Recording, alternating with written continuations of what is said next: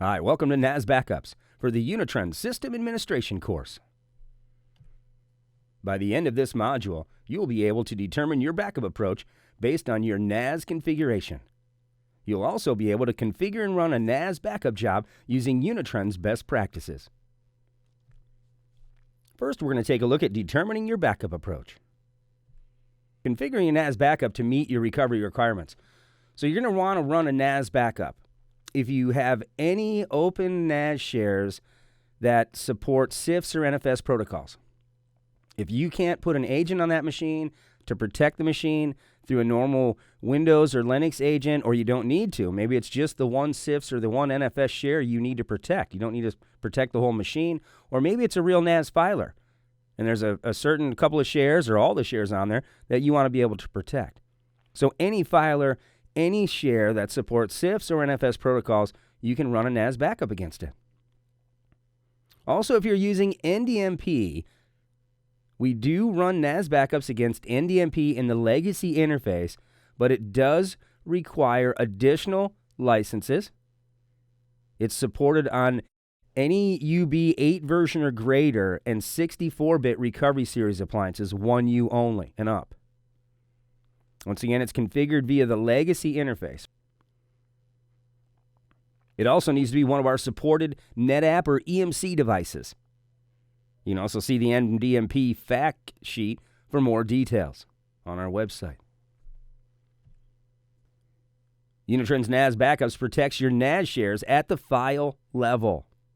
All right, so if you have a NAS filer and you've got a couple of shares on that NAS filer, and we look at those NAS backups, we have to do each share individually.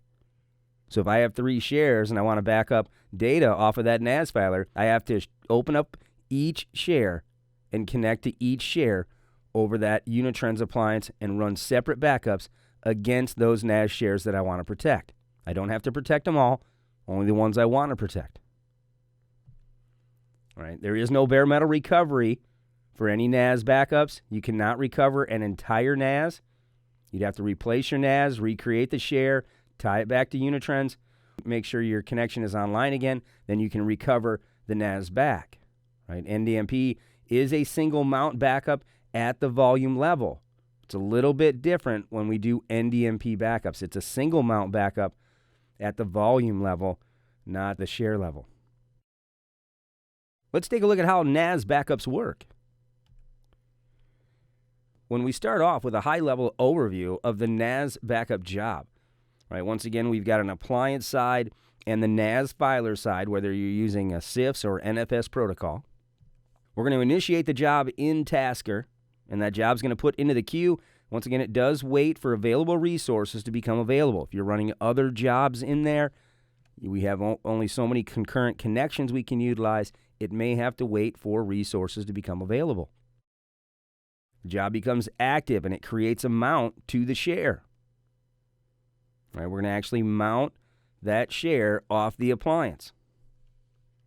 The appliance then mounts that share off of the NAS. The appliance agent then creates a backup by copying data off the mount point right off the appliance as if it were a local drive. All right, the backup summary is created, and it's sent to the Unitrends appliance, and the appliance logs the summary and updates the job status and the recovery catalog. Right, that way I can go in and browse for it and start the recovery process of anything I need to. When we look at setting up your NAS backups, to set up your NAS backups, you'll need to add a NAS share to the backup appliance as a protected asset. Step 1. You're going to consider your schedules, your recovery point objectives based on your recovery needs, and you're also going to make sure you have storage and free space requirements, usually that 2 times once again, making sure you can get an initial full and you have enough extra storage space to get that second set of fulls every week that you run them. You need to make sure you have enough room to bring that on with some retention, and you're not going to affect your other retention as well too. We're also going to create a recommended backup job here towards the end, show you how to create a recommended backup job. When we first start talking about adding the NAS share to the backup appliance as a protected asset, you need to determine the mount point when you add the asset. What share do I need to go to? And you're going to configure that with the IP address and the share name. You're going to provide Unitrends with that NAS read-write credential. Whatever account you log into that share, you can create folders and read-write from that. That's the account you want to share with us to configure that NAS as an asset. For each NAS share you want to protect, you want to add each mount point as a separate asset. You may have one filer with 3 or 4 different share names. You're going to create an asset for each one of those shares. Then you're going to create a separate backup job to protect each one of those shares as well. You're going to create a separate backup job to protect each of those assets as well.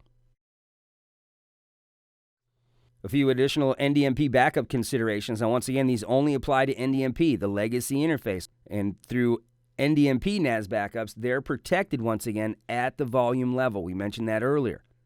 Now, one benefit you can run with NDMP is you can run fulls, differentials, and incremental backups. Now, after 9 consecutive incremental backups, the system will auto-promote the next to a differential. In the case of a schedule where you schedule more incrementals, maybe you're trying to do every 2-week fulls and you run 14 incrementals in between, on that 9th day, it will auto-promote the next scheduled backup to a differential. You want to configure NAS backup jobs. You want to schedule full or differentials against CIFS or NFS. Once again, NDMP supports that incremental, but only 9 in between before it creates that differential. We want to verify the inclusion and exclusion list. Wildcards are not supported for NAS backups. You also want to make sure you stagger your NAS backup jobs and those start times if they're on the same NAS filer.